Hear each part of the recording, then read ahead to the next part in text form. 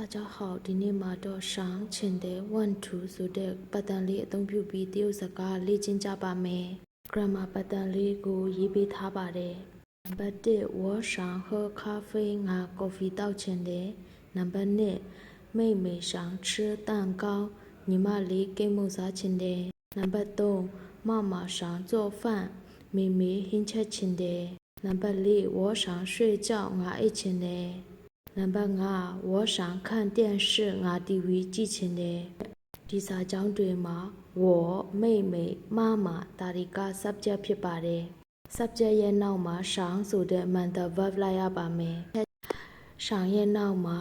喝到底吃စားဒီကြော့လို့ဒီရွှေကြောက်အိတ်ဒီခန့်ကြည့်ဒီစတဲ့ verb တွေလိုက်ပါမယ် verb ရဲ့နောက်မှာတော့咖啡 coffee 蛋糕ကိတ်မုန့်饭ထမင်း电视 TV စတဲ့ object တွေလိုက်မှာဖြစ်ပါတယ် grammar pattern လေးကိုအသုံးပြုပြီးကိုသိတဲ့စာလုံးတွေနဲ့အစားထိုးပြီးလေ့ကျင့်လို့ရပါပြီ clip form နဲ့ question form ကို part 2မှာသင်ပေးထားပါမယ်ကြိုက်ကြ